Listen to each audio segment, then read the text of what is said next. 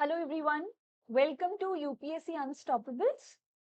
Ancient history की इस series में आज हम मौर्यन पीरियड के डिक्लाइनेशन को समझेंगे और इसी के साथ साथ पोस्ट मौर्यन पीरियड में आने वाली डायनेस्टीज को भी स्टडी करेंगे। अभी तक अगर हम हमारे टाइमलाइन पर फोकस करें तो आप यहाँ पर देख पाएंगे कि हमने ऑलमोस्ट काफी बड़ा हिस्सा हमारे डिस्कशन में कवर किया है। जैसे कि यहाँ तक हम चीजों को कवर कर चुके हैं। साउथ इंडिया वाला जो पार्ट है अभी हम उसके बारे में बात नहीं कर रहे हैं। ऑब्वियसली उससे जुड़ा हुआ एक अलग से एपिसोड आपको देखने को मिलेगा, लेकिन हमने मौर्यन पीरियड तक चीजों को कवर किया है। किस तरह से मौर्यन डायनेस्टी स्टैब्लिश हुई, कौन से इंपॉर्टेंट रूलर्स थे, एडमिनिस्ट्रेटिव स्ट्रक्चर किस प्रकार का था मौर्यन पीरियड का, इन सभी चीजों पर हमने चर्चा की है। और हमने नॉर्थ वेस्ट से आने वाले पर्शियंस को, मैसिडोनियंस को भी देखा। आज का हमारा जो सेशन होगा उसमें हम पोस्ट मौर्यन फेज यानी कि एक तरीके से Indo Greeks, Shunga, Kanva, सिंथियंस, Kushans, इनके ऊपर फोकस करने वाले हैं। The point is, Mauryan dynasty जब डिक्लाइन हो रही है तो इंडिया के अंदर जो टेरिटरी है, पाटलिपुत्र के आसपास का जो एरिया है, वो यहाँ पे जिन रूलर्स या जिन डायनेस्टीज के द्वारा कैप्चर किया गया उसमें शुंगा आते हैं, कन्वा आते हैं और उसके बाद सातवाहन आते हैं। लेकिन उसी दौरान नॉर्थ वेस्ट वाला जो एरिया है, आप यहाँ पे जो नॉर्थ वेस्ट वाला हिस्सा देखते हो, यहाँ से भी कुछ इन्वेजन हो रहे हैं जिसमें आपको इंडो ग्रीक्स आते दिखेंगे, जिसमें आपको यहाँ पे सिंथियंस आते हुए दिखते हैं, पर्थियान्स दिखते हैं, कुशान्स दिखते हैं। तो ये जो आप व्हाइट में मार्क्ड देख रहे हो, इसे अभी स्किप कीजिए, इस पर हम प्रॉपर तरह से डिस्कशन करेंगे।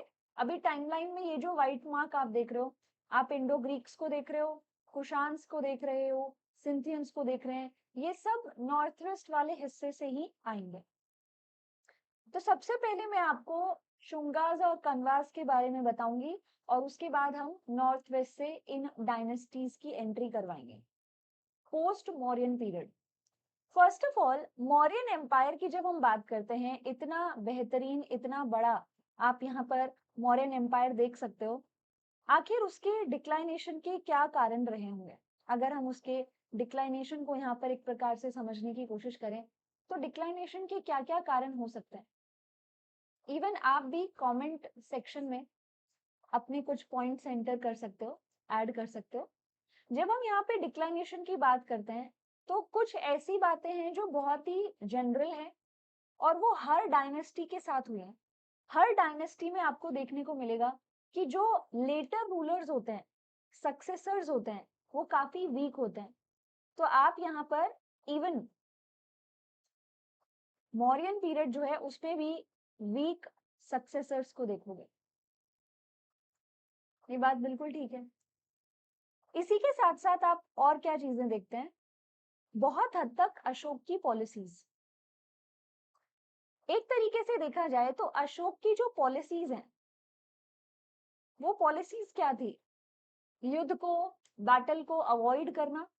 और इसी के साथ साथ अशोक जो है वो यहाँ पे काफी ज्यादा डोनेशन भी किया करते थे। वो यहाँ बुद्धिस्ट मॉन्क्स, नन्स हो या फिर जैन हो या फिर दूसरे तपस्वी वगैरह हो, उनको काफी ज्यादा दान दक्षिणा किया करते थे। और कहीं ना कहीं ये जो दान दक्षिणा है, ये जो डोनेशंस वगैरह हैं, ये जो अशोक की पॉलिसीज हैं, ये अफेक्ट कर रही हैं। किस चीज को अफेक्ट कर रही हैं? रॉयल ट्रेजर को। जो रॉयल ट्रेजरी है यानी कि कोष, जिसमें एक तरीके से सारी रिसोर्सेज होती हैं, उसको अफेक्ट कर रहे हैं। हम ये कह सकते हैं कि एक प्रकार से अशोक की पॉलिसीज जो हैं वो फाइनेंशियल क्राइसिस पैदा कर रही हैं। फाइनेंशियली मौर्यन एम्पायर जो है उसमें काफी ज्यादा प्रेशर क्रिएट हो रहा है, फाइनेंशियल क्राइसिस आपको दिखेंगे। अब अशोक तो चले गए, लेकिन अशोक के बाद आने वाले जो उनके सक्सेसर्स थे, उन्होंने इस फाइनेंशियल क्राइसिस से खुद को बाहर निकालने के लिए क्या किया है? हार्श टैक्स कलेक्शन किया। हार्श टैक्स कलेक्शन से क्या होता है कि जो जनता थी, जो प्रजा थी, उसका जो ट्रस्ट था, जो सब्जेक्ट है, जो प्रजा है, वो जो जनता है, उनका जो ट्रस्ट था, वो ट्रस्ट क्या हो रहा है, वो डिस्टर्ब हो रहा है, वो एक तरीके से टूट रहा है। यहाँ पर प्रजा जो अपने राजाओं की तरफ लॉयल्टी होल्ड करते थे, वो लॉयल्टी भी ब्रेक होती हुई आपको नजर आएगी। तो सक्सेसर वीक है, अशोक की पॉलिसीज जो हैं वो यहाँ पे फाइनेंशियल क्राइसिस पैदा कर देती हैं आगे चलकर। हार्श टैक्स कलेक्शन होता है, गंगा यमुना द्वीप के आसपास तो बहुत ज्यादा हेवी टैक्स कलेक्शन हो रहा था। जनता का जो ट्रस्ट मौर्यन डायनेस्टी के ऊपर था, वो भी क्या हो रहा है, वो भी यहाँ पर धीरे धीरे करके डिक्लाइन हो रहा है। उसे भी आप एक प्रकार से क्या होते हुए देखोगे, डिस्टर्ब होते हुए देखोगे, डिक्लाइन होते हुए देखोगे। ये स्थिति यहाँ पर बन रही है। ये जो वीक सक्सेसर हम देख रहे हैं, इसी के साथ साथ आपको यहाँ पे सिविल वॉर्स भी नजर आएंगे। इवन अशोक की डेथ के बाद जो मौर्यन एम्पायर था वो दो हिस्सों में बट गया था, eastern Mauryan empire, sorry western Mauryan empire और ईस्टर्न मौर्यन एम्पायर। और यहाँ पर ये जो दो हिस्से थे, ये अशोक के बेटे और ग्रैंडसन्स के द्वारा रूल किए जा रहे थे। ऑब्वियसली बात है, एम्पायर दो हिस्सों में टूटेगा, सिविल वॉर होगा, तो सिविल वॉर की वजह से घर की ही रिसोर्सेज जो है वो और ज्यादा वेस्ट होती हैं। और अगर एम्पायर दो हिस्सों में टूट रहा है तो ऑब्वियसली ये चीजें एम्पायर की जो स्ट्रेंथ है, उसकी जो पावर है, उसको अफेक्ट करती हैं। तो सक्सेसर वीक हैं, पर वो एक दूसरे से फाइट भी कर रहे हैं। उनके फाइट करने की वजह से भी और अशोक की पॉलिसीज की वजह से भी financial crisis, harsh tax collection और प्रजा जो है उसका अपने ही राजाओं की तरफ लॉयल्टी ब्रेक होना, ये सब कुछ हो रहा है। अब नॉट जस्ट रूलर्स, पर जो मिनिस्टर्स हैं, यहाँ पर मौर्यन पीरियड में आपको जो मिनिस्टर्स नजर आएंगे, वो मिनिस्टर्स भी इस समय का, इस टाइम का एज अपॉर्चुनिटी यूज करना चाहते हैं, और कुछ ऐसा ही हुआ। अगर हम यहाँ पे मौर्यन एम्पायर के लास्ट रूलर की बात करें, तो लास्ट रूलर का नाम बृहद्रथ था। अब जो मिनिस्टर्स होते हैं वो तो अपने राजाओं के बारे में अच्छे से जानते हैं, सारी इंटरनल खबर जो है वो रखते हैं, उन्हें पता होता है कि ये राजा कितना स्ट्रांग है, कितना वीक है। और अगर सेंट्रल अथॉरिटी वीक है, राजा वीक है, तो यही मिनिस्टर्स जो हैं वो अपॉर्चुनिटी के रूप में इस समय को इस्तेमाल कर सकते हैं, राजा को खत्म करके, उसे मार के अपनी डायनेस्टी स्टैब्लिश कर सकता है। यही हुआ। बृहद्रथ जो है ये लास्ट मौर्यन रूलर माने जाते हैं, और इनको मारा था, इनकी हत्या की थी किसने, इन्हीं के मिनिस्टर ने, इन्हीं की आर्मी के मिलिट्री कमांडर ने, जिनका नाम यहाँ पर पुष्यमित्र शुंगा है। तो पुष्यमित्र शुंगा समय का फायदा उठाते हुए बृहद्रथ की हत्या करते हैं और शुंगा शुंगा डायनेस्टी को स्टैब्लिश करते हैं।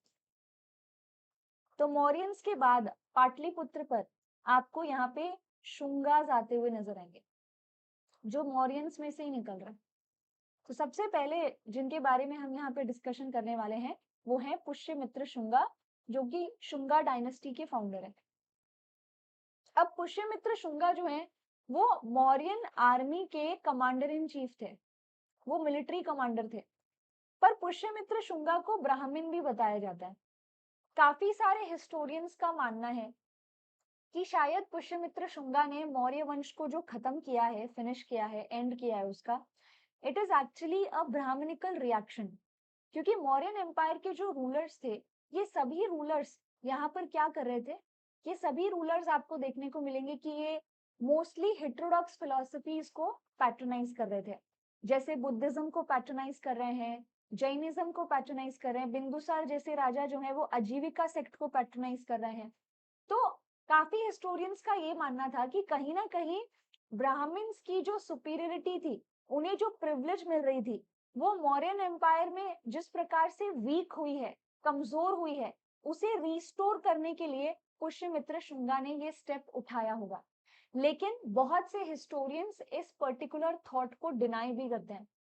पर यह बात सही है कि पुष्यमित्र शुंगा एक ब्राह्मण आर्मी चीफ थे, और उन्होंने बृहद्रथ को मारकर, और उसके बाद लास्ट जो मौर्यन रूलर हैं उन्हें मारकर, उसके बाद यहाँ पर 185-86 के आसपास, बिफोर कॉमन एरा के आसपास अपना रूल स्टैब्लिश किया, यानी कि शुंगा वंश की शुरुआत की। ठीक है, इनका कैपिटल पाटलिपुत्र ही रहा है। नॉर्थ वेस्ट से जिस समय शुंगास शुंगास रूल कर रहे हैं इस रीजन में, जिस समय में शुंगास रूल कर रहे हैं इस रीजन में, उसी टाइम पर आपको नॉर्थ वेस्ट वाले एरिया से, इस पार्ट से कुछ अटैक्स देखने को मिलेंगे, इंडो ग्रीक्स के अटैक्स। तो यहाँ पे 2 ग्रीक राजा रहे हैं जिनके साथ पुष्यमित्र शुंगा ने युद्ध भी लड़ा है, मिनिएंडर एंड डिमिट्रियस। इसी तरह से जो ओडिशा वाला एरिया है, वहां पर खारवेल नाम के राजा रहे जिनके साथ पुष्यमित्र शुंगा ने अपना युद्ध लड़ा है। तो ऐसे ये बैटल्स में भी इन्वॉल्व रहे, क्योंकि नई नई डायनेस्टी है, फाउंडर हैं, तो नए नए चैलेंजेस उन्हें झेलने पड़ेंगे। ये ब्राह्मण थे और बहुत हद तक ब्राह्मणिज्म जो है उसको सपोर्ट करते थे। ब्राह्मणिज्म जो है, ब्राह्मणिकल आइडियाज जो हैं, उनको वो रिस्टोर भी करते हैं। वो यहाँ पर अश्वमेध यज्ञ, राजसूय यज्ञ, वाजपेय यज्ञ, ये सभी यज्ञ परफॉर्म करते हुए नजर आते हैं। अब देखो, मौर्यन एम्पायर जो है, मौर्यन डायनेस्टी जो है, वो बहुत ही बड़े पैटर्न्स रहे हैं हेटेरोडॉक्स फिलोसफीज के। तो जब पुष्यमित्र शुंगा ने मौर्यंस को खत्म किया, तो बहुत सारे बुद्धिस्ट टेक्स्ट ने पुष्यमित्र शुंगा के इस स्टेप को अपोज किया है। कैसे? बहुत सारे बुद्धिस्ट टेक्स्ट पुष्यमित्र शुंगा के बारे में ये लिखते हैं कि Pushyamitra Shunga was persecutor of Buddhist, Buddhist का विनाश करने वाले। लेकिन आर्कियोलॉजिकल एविडेंसेस ये बताते हैं कि पुष्यमित्र शुंगा के समय में भी बुद्धिज्म फ्लरिश कर रहा था, क्योंकि पुष्यमित्र शुंगा के अंडर स्तूप, चैत्य, विहार, ये सब बनाए गए हैं। जैसे कि मध्य प्रदेश में जो बरहुत का स्तूप है, वो पुष्यमित्र शुंग के टाइम का ही है। तो इट इज वेरी क्लियर कि पुष्यमित्र शुंगा ने मौर्यन वंश को खत्म किया है। तो यहाँ पे बुद्धिस्ट जो है उनका रिएक्शन इस तरफ आएगा, और इसी वजह से बहुत से बुद्धिस्ट टेक्स्ट उन्हें परसिक्यूटर ऑफ बुद्धिस्ट कहते हैं। लेकिन आर्कियोलॉजिकल सोर्सेस उस बात को सपोर्ट नहीं करते। सो यस, पुष्यमित्र शुंगा ब्राह्मण थे और ब्राह्मणिकल आइडियाज को वो रिस्टोर भी कर रहे हैं, उनको स्ट्रेंथ भी दे रहे हैं, खुद भी यज्ञ परफॉर्म कर रहे हैं, बहुत सारे वैदिक रिचुअल्स परफॉर्म कर रहे हैं। इवन इनके कोर्ट में एक फिलोसोफर हुआ करते थे जिनका नाम पतंजलि था। पतंजलि जो थे, उन्होंने यहाँ पर योग फिलॉसफी इंट्रोड्यूस की है, योग फिलॉसफी दी है भारत को। और अब तो हम ये कह सकते हैं कि उन्होंने योग फिलॉसफी दी है पूरी दुनिया को। पर इसी के साथ साथ पतंजलि जो है वो एक संस्कृत ग्रामेरियन भी थे, और उन्होंने यहाँ पे एक संस्कृत ग्रामर की किताब भी लिखी है जिसे हम महाभाष्य कहते हैं। जब आप क्लास 6 में एंटर करते हो, क्लास 6 ग्रेड 6 में जब आप एंटर करते हैं, तो वहां से ही संस्कृत की शुरुआत होती है। आपके स्कूल्स में अगर संस्कृत पढ़ाई जाती थी तो कक्षा 6 से ही संस्कृत पढ़ाई जाती है। उसमें एक संस्कृत के ग्रामेरियन का आपको जिक्र मिलता है जिनका नाम पाणिनि था। तो यस, पाणिनि जो है उन्होंने भी संस्कृत की ग्रामर की बुक लिखी है जो कि अष्ट अध्यायी कहलाती है। लेकिन पतंजलि जो है उन्होंने भी यहाँ महाभाष्य नाम की संस्कृत की ग्रामर की बुक लिखी है। इनमें से कौन ज्यादा पुराने हैं? पाणिनि। पाणिनि जो है उनको वैदिक काल का माना जाता है, लेकिन पतंजलि जो थे वो पुष्यमित्र शुंगा के ही कंटेम्प्रेरी थे। तो Pushyamitra Shunga is the founder of Shunga dynasty. Pushyamitra Shunga के बाद उनको यहाँ पे सक्सीड करते हैं उन्हीं के बेटे अग्निमित्र शुंगा। अग्निमित्र शुंगा का जो रूल था 149 से 141 बिफोर कॉमन एरा के बीच रहा। अग्निमित्र शुंगा को आपको सिर्फ एक चीज की वजह से याद रखना है। आगे चलकर जब हम गुप्ता डायनेस्टी के बारे में पढ़ेंगे, गुप्त डायनेस्टी जो आगे आने वाली है, तो यहाँ पे उस समय के एक बहुत ही कमाल के लेखक हुआ करते थे जिन्हें हम कालिदास कहते हैं, दी शेक्सपियर ऑफ इंडिया। और कालिदास ने यहाँ पर एक पोयम लिखी है, मालविका अग्निमित्र। इस पोयम में जो अग्निमित्र हैं, जो हीरो है इस कविता के, नायक है, वो कोई और नहीं है, वो अग्निमित्र शुंगा ही है। तो मालविका अग्निमित्र, मालविका और अग्निमित्र की कहानी, एक्चुअल में ये एक लव स्टोरी है जिसमें मालविका जो है वो अग्निमित्र शुंग की दासी हुआ, मतलब अग्निमित्र शुंग की जो क्वीन है उनकी दासी हुआ करती थी। तो मालविका अग्निमित्र, जिसमें बताया गया है कि कैसे मालविका और अग्निमित्र शुंगा जो है उनकी प्रेम कथा जो है उसके बारे में बताया गया है। पहले उनके विवाह को बहुत अपोज किया जाता है क्योंकि मालविका जो थी वो यहाँ पर एक दासी के रूप में दर्शाई गई है, लेकिन उसके बाद बहुत ज्यादा रिसर्च होती है, सारा बैकग्राउंड यहाँ पर मालविका का निकाला जाता है और फिर ये पता चलता है कि उनके पेरेंट्स पहले रॉयल फैमिली से हुआ करते थे, but due to financial crisis और बहुत सारी इश्यूज की वजह से उनकी जो सिचुएशन है, कंडीशन है फाइनेंशियली इकोनॉमिकली, वो वीक होती चली गई और आखिर में ऐसा समय भी आया जब उन्हें लोगों के महलों में काम करना पड़ा। तब जाके मालविका और अग्निमित्र शुंगा जो है उनका विवाह होता है।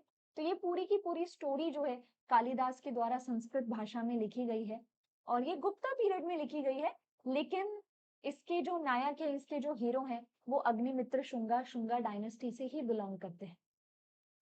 अग्निमित्र शुंगा के बाद वासुमित्र आते हैं और आप देखोगे कि वासुमित्र को आप एक प्रकार से अ, एक एक इम्पोर्टेंट रूलर के रूप में देख सकते हो।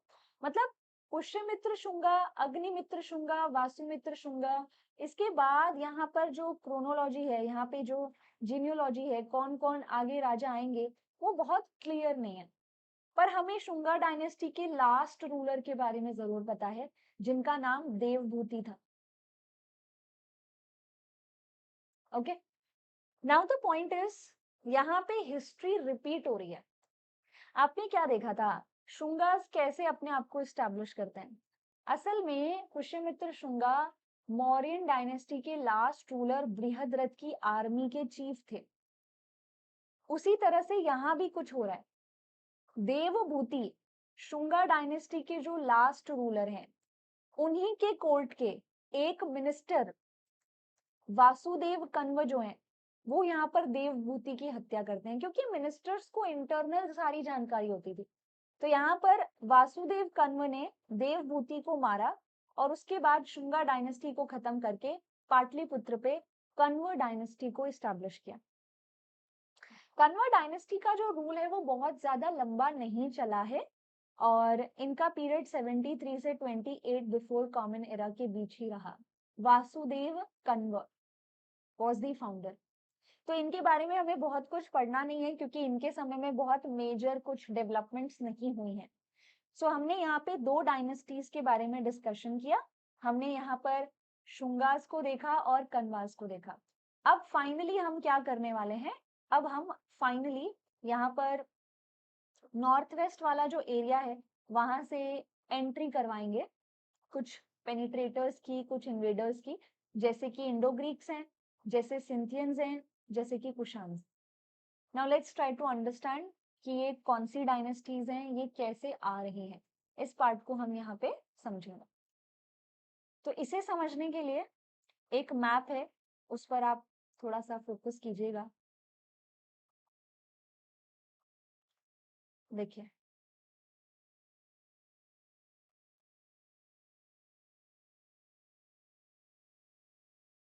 ये रफ मैप है। तो अगर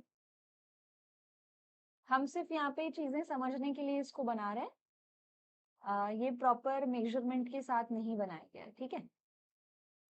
ओके, तो यहाँ पर आप इंडिया का मैप देख सकते हो और यहाँ से आप सिंधु नदी देख सकते हो, लेकिन इसी तरह से एक नदी इसके ऊपर भी है, ऑक्सस रिवर।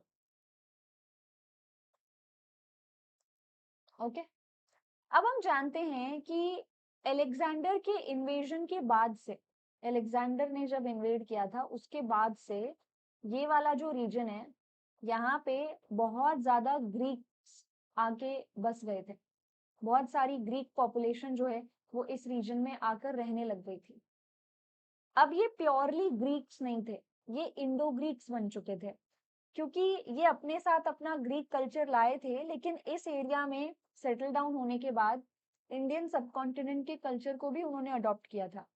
तो these are Indo Greeks. Indo Greeks जो इस रीजन में रह रहे हैं, प्रेजेंट डे पाकिस्तान का वेस्ट पोर्शन, अफगानिस्तान वाले हिस्से में वो रह रहे थे। अब हुआ क्या, हुआ कुछ ऐसा कि ये जो ऊपर वाला हिस्सा है, यहाँ पर ऑक्सस नदी के ऊपर वाला जो पार्ट है, वहां पर आप क्या देखते हो, वहां पर देखते हो आप एक ट्राइब। ये जो ट्राइब यहाँ पर आप देख पा रहे हैं, ये एक्चुअल में शार्क्स हैं। आप इन्हें शार्क कह सकते हो या फिर आप इन्हें सिंथियंस भी कह सकते हो।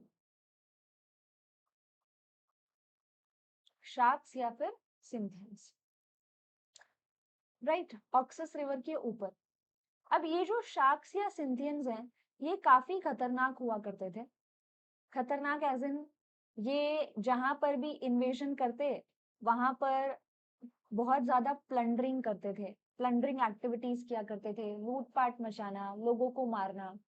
तो ये जो शार्क्स थे, ये ईस्टवर्ड मूव करना चाहते थे, इस तरफ मूव करना चाहते थे ये। लेकिन चाइना के राजा जो थे, उन्होंने अपने अपने किंगडम्स को फोर्टिफाई करना शुरू कर दिया, चारों तरफ किलाबंदी शुरू कर दी, वॉल बनानी स्टार्ट कर दी, जिसकी वजह से ये जो शार्क्स थे, ये चाइना के किंगडम जो है उसमें एंटर नहीं हो पा रहे थे। और ये वॉल्स बनाने का काम तब से ही शुरू हो गया था जब अशोक रूल किया करते थे, मौर्यन पीरियड के राजा। सो शार्क्स काफी समय से कोशिश करते रहे, लेकिन वो ईस्टवर्ड मूव नहीं कर पा रहे थे क्योंकि चाइना के रूलर्स उनको रेसिस्ट कर रहे थे। इन शार्क्स ने सोचा कि हमें ईस्टवर्ड तो मूव करना ही है, तो क्यों ना हम अपना रास्ता ही बदलें। सो फाइनली वो क्या करते हैं, वो अपना यहाँ पे रूट चेंज कर रहे हैं। अब वो ईस्ट ऐसे नहीं जाएंगे, बल्कि वो ईस्ट इस तरह से जाएंगे, इस तरह से एंटर होंगे वो, ऐसे देखोगे आप। अब अगर शार्क्स इस तरह से आ रहे हैं, तो उनका सबसे पहले सामना किससे होता है? उनका सबसे पहले सामना होता है इंडो ग्रीक से। और जैसे मैंने आपको कहा कि शार्क्स जो है वो थोड़े से खतरनाक है। खतरनाक एज इन, वो किसी भी नई जगह में जब एंटर करते हैं, तो एंटर करके एक प्रकार से वो वहां पे प्लंडरिंग एक्टिविटीज करते हैं, वहां के लोगों को परेशान करते हैं। इस तरह की काफी स्थिति आपको यहाँ देखने को मिलेगी। So now what is happening, हो क्या रहा है यहाँ पे, जब शार्क्स पीछे से आते हैं, तो शार्क्स जो हैं वो यहाँ इंडो ग्रीक्स को इतना पुश करते हैं, इतना ज्यादा मजबूर कर देते हैं उनको, कि इंडो ग्रीक्स को क्या करना पड़ता है, इंडो ग्रीक्स को फाइनली इंडियन सबकॉन्टिनेंट में और अंदर फर्थर पेनिट्रेट करना पड़ता है, और तब इंडो ग्रीक्स इंडिया में एंटर होते हैं। इंडो ग्रीक्स इंडिया में दो ब्रांचेस में रूल करते हैं। It all happened because of the push जो शार्क्स की तरफ से उन्हें पीछे से मिल रहा है। तो इंडो ग्रीक्स दो ब्रांचेस में यहाँ पे आपको रूल करते हुए नजर आएंगे।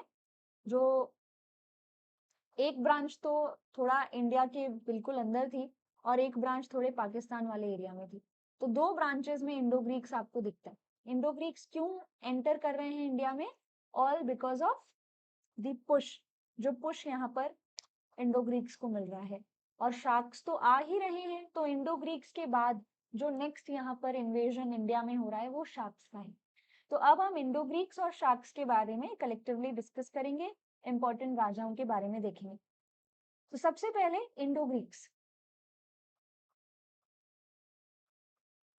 आप यहाँ पे क्या देख रहे हो? आप यहाँ पर देख रहे हो कि नॉर्थ वेस्ट वाला जो हिस्सा है, और इंडिया का नॉर्थ वाला जो हिस्सा है, उसमें second century before common era, मतलब ऑलमोस्ट 187 बिफोर कॉमन एरा के आसपास आप यहाँ पर इन्हें इंडिया में एंटर करते हुए देखते हो, इंडो ग्रीक्स को। इंडो ग्रीक्स में अगर हमें किसी सबसे इंपॉर्टेंट रूलर के बारे में पढ़ना है, तो वो मिनियांडर है। अभी पढ़ा था ना हमने, मिनियांडर द वन जिन्होंने पुष्यमित्र शुंगा के साथ युद्ध भी लड़ा है।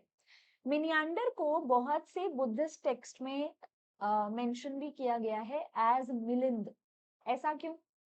तो जब मिनियांडर इंडिया में एंटर करते हैं, तो उन्हें यहाँ पर बुद्धिस्ट फिलॉसफी के बारे में पता चलता है, और उनके दिमाग में सवाल उठता है कि आखिर इस फिलॉसफी में ऐसा भी क्या है कि इतनी ज्यादा फल फूल रही है, ये इतना फ्लरिश कर रही है।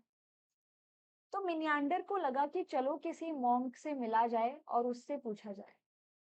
तो वो एक बुद्धिस्ट मॉन्क से, नागसेन नाम के एक बुद्धिस्ट मॉन्क से मुलाकात करते हैं, और वो उनसे कुछ क्वेश्चंस पूछते हैं लाइफ से जुड़े हुए। और बुद्धिस्ट मॉन्क जो थे वो बुद्धिस्ट फिलॉसफी के अकॉर्डिंग उन क्वेश्चंस के आंसर्स देते हैं। मिलिंद या मिनियांडर इतने ज्यादा यहाँ पे हम कह सकते हैं कि इम्प्रेस हो जाते हैं कि वो फाइनली बुद्धिज्म को पैट्रनाइज करना शुरू कर देते हैं। तो यहाँ पे बुद्धिस्ट मॉन्क नागसेन और मिलिंद के बीच में जो डायलॉग डिलीवरी हुई है, ये जो इनके बीच में डिस्कशन हुआ है पूरा, इसको रिकॉर्ड किया गया है और इसको रिकॉर्ड करके एक बुक बनाई गई है और इस किताब को हम कहते हैं मिलिंद पन्हो। मिलिंद पन्हो, मिलिंद पन्हो का मतलब होता है मिलिंद के प्रश्न, मिलिंद के प्रश्न। तो ये ओरिजिनली संस्कृत में थी पर इसको पाली में भी ट्रांसलेट करके लोगों तक पहुंचाया गया था। सो ही वाज समवन जो बुद्धिज्म को पैट्रनाइज करते हैं। एट द एंड वो बहुत इंप्रेस हो गए थे, क्वेश्चंस जो थे, आंसर्स जो मिले नागसेन की तरफ से।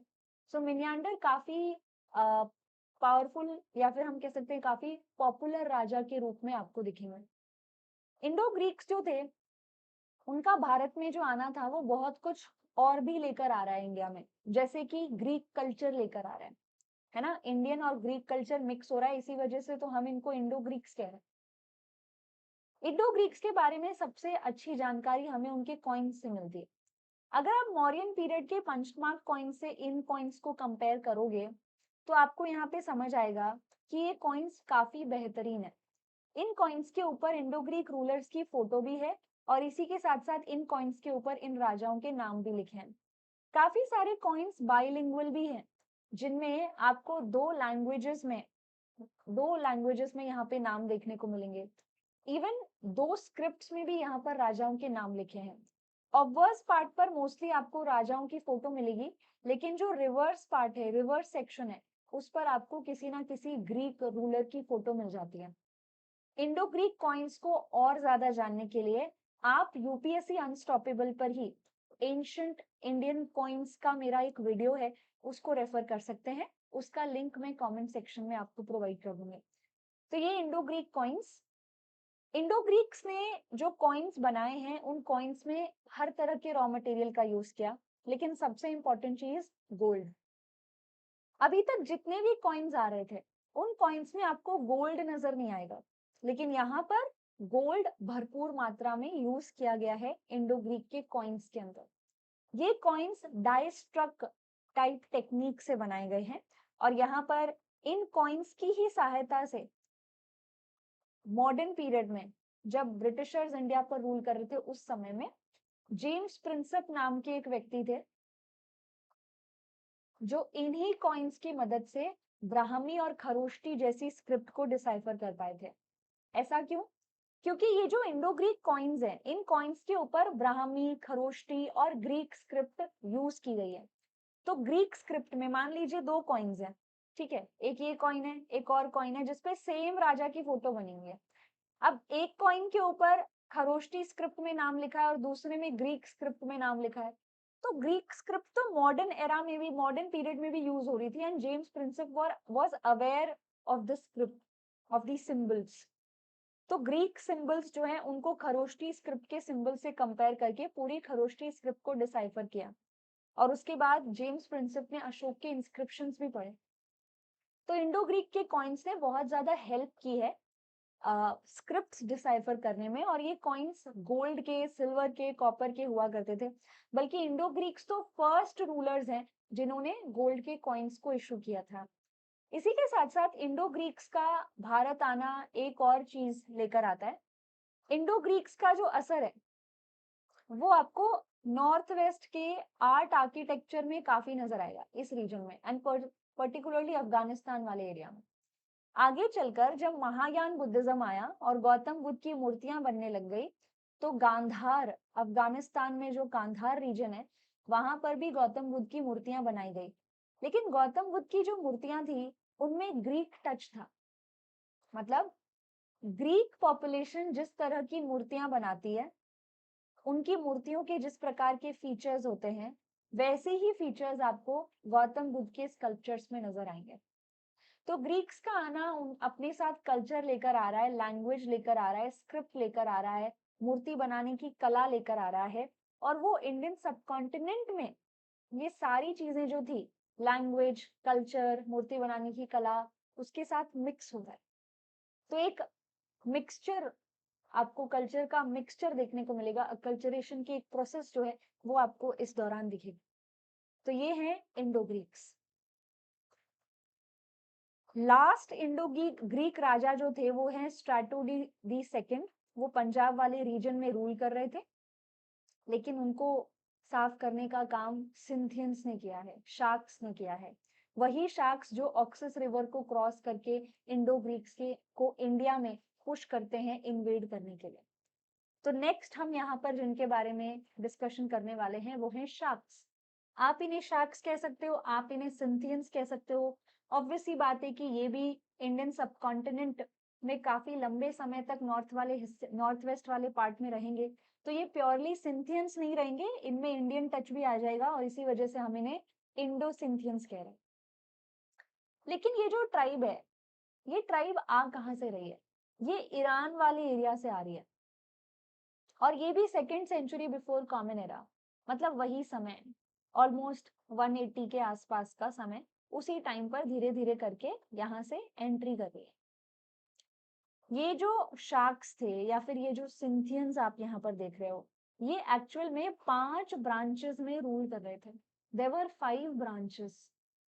एक ब्रांच आपको अफगानिस्तान में मिलेगी, दूसरी ब्रांच आपको पाकिस्तान में मिलेगी, है ना, तीसरी ब्रांच आपको इंडिया के गुजरात वाले रीजन में मिलेगी, चौथी ब्रांच आप यहाँ पे थोड़ा पाटलिपुत्र के पास देखोगे, और पांचवी ब्रांच आपको डेक्कन में मिलेगी।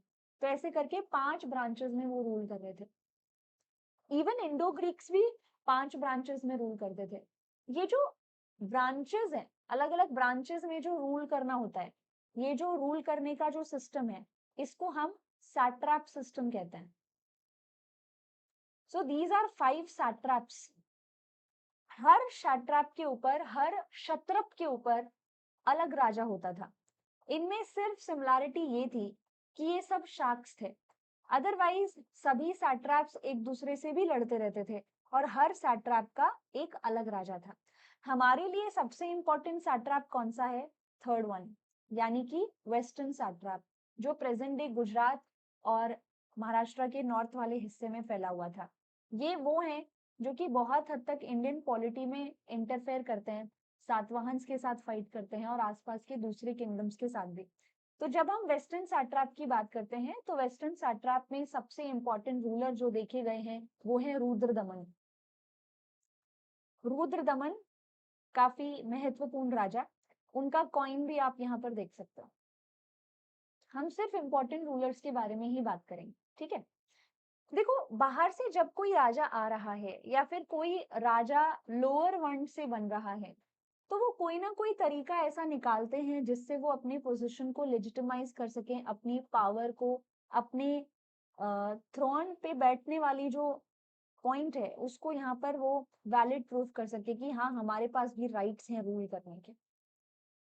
तो ये रूलर्स अपनी पोजीशन को मोस्टली स्ट्रेंथन करते हुए नजर आएंगे, और सबसे बेहतरीन तरीका जो ज्यादातर देखा गया है वो है मैट्रिमोनियल अलायंस, और रुद्रदमन ने भी यही किया। रुद्रदमन ने यहाँ पर एक हिंदू विमेन जो है उनसे शादी की और खुद हिंदुज्म को पैट्रोनाइज करने लग गए। बल्कि रुद्रदमन वो राजा हैं जिन्होंने यहाँ पर संस्कृत में पहला लॉन्ग इंस्क्रिप्शन इंस्क्राइब करवाया है, और वो कोई और नहीं है, वो गुजरात में जूनागढ़ इंस्क्रिप्शन। अब मैं आपको एक इंटरेस्टिंग पॉइंट भी बता देती हूँ। अगर आपने अशोक के इंस्क्रिप्शंस वाली मेरी वीडियो देख ली है, तो आप जानते होंगे कि इवन जूनागढ़ में, यानी कि जूनागढ़ या आप उसको गिरनार इंस्क्रिप्शन भी कह सकते हो, जूनागढ़ या गिरनार इंस्क्रिप्शन जो है वो एक्चुअल में अशोक का इंस्क्रिप्शन। वहां पर एक बड़ा सा पत्थर पाया गया है और उस पत्थर के ऊपर आपको अशोक का इंस्क्रिप्शन देखने को मिलेगा, और वो भी प्राकृत भाषा में, वो भी ब्राह्मी स्क्रिप्ट में। लेकिन रुद्रदमन क्या कर रहे हैं, उस सेम पिलर के, उस सेम पत्थर के ऊपर जो साइड में थोड़ी सी स्पेस है, वहां पर अपना एक इंस्क्रिप्शन इंस्क्राइब करवा रहे हैं। और ये जो इंस्क्रिप्शन है ये ब्राह्मी स्क्रिप्ट में है, लेकिन ये संस्कृत भाषा में। संस्कृत भाषा में पहले भी इंस्क्रिप्शन इंस्क्राइब हुए हैं, लेकिन ये फर्स्ट लॉन्ग इंस्क्रिप्शन माना जाता है, पहला लॉन्ग इंस्क्रिप्शन। मोस्टली ज्यादातर जो इंस्क्रिप्शंस होते थे वो प्राकृत पाली जैसी भाषाओं में ही इंस्क्राइब हुए, जो हमने पीछे देखे हैं, लेकिन संस्कृत में इंस्क्रिप्शंस इतने कॉमन नहीं थे। यहाँ पर फर्स्ट लॉन्ग इंस्क्रिप्शन संस्कृत में रुद्र दमन इंस्क्राइब करवा रहे हैं जूनागढ़ या गिरनार में। ठीक है, जूनागढ़ इंस्क्रिप्शन कह सकते हो आप इसको गिरनार इंस्क्रिप्शन कह सकते हो, ऐसा, राइट। तो ये चीज आप यहाँ देखेंगे। इस इंस्क्रिप्शन में क्या दिया हुआ है, इस इंस्क्रिप्शन में यहाँ पे बताया गया है कि रुद्र दमन ने कैसे सुदर्शन लेक को ठीक करवाया। एक्चुअल में सुदर्शन लेक जो थी वो चंद्रगुप्त मौर्य ने बनवाई थी। सुदर्शन लेक एक आर्टिफिशियल लेक है, और ये जो लेक थी ये चंद्रगुप्त मौर्य ने अपने मंत्री पुष्यगुप्त जो थे उनको ऑर्डर देके बनवाई थी। अब ये जो सुदर्शन लेक है ये पूरी तरह से टूट गई थी, जिसे रुद्र दमन ने रिपेयर करवाया था, रिस्टोर करवाया था, और उसी के बारे में इस फर्स्ट लॉन्ग संस्कृत इंस्क्रिप्शन में दिया गया है, लिखा हुआ है। ओके, तो ये आप यहाँ देखेंगे। इसी इंस्क्रिप्शन में रुद्र दमन की तारीफ भी मिलती है। रुद्र दमन को टाइटल्स भी दिए गए हैं, जैसे कि महाक्षत्रपा।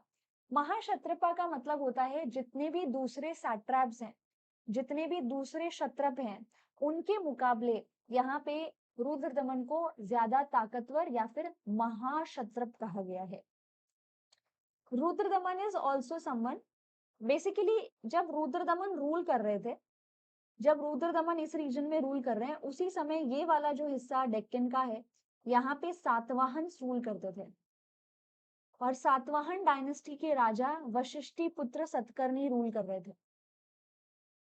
रुद्र दमन या हम कहें इन जनरल शाक्स जो थे वो हमेशा सातवाहन के साथ युद्ध लड़ते रहे, हमेशा युद्ध लड़ते रहे। बल्कि शाक फैमिली में रुद्र दमन से काफी पहले, रुद्र दमन से बहुत पहले शाक परिवार में नहापाना नाम के एक राजा थे, जिन्होंने सातवाहन डायनेस्टी के रूलर गौतमी पुत्र सतकर्णी के साथ युद्ध लड़ा था, और गौतमी पुत्र सतकर्णी ने नहापाना को हरा भी दिया था। तो शाक्स और सातवाहन्स की लड़ाई बहुत पीछे से चलती आ रही थी। सो यहाँ पे सोचा गया कि क्यों ना इस युद्ध को खत्म किया जाए, एक मैट्रिमोनियल अलायंस बनाया जाए। तो रुद्र दमन ने अपनी बेटी की शादी सातवाहन डायनेस्टी के राजा वशिष्ठी पुत्र सतकर्णी से कर दी, ये सोचकर कि हमारे बीच में जो भी इश्यूज हैं, जो भी प्रॉब्लम्स हैं, वो रिजॉल्व हो जाएंगे। बट ऐसा नहीं हुआ। शाक्स और सातवाहन्स के बीच के जो कन्फ्लिक्ट थे वो इसी तरह से कंटिन्यू आगे भी चलते रहे। सो रुद्र दमन was a very popular ruler.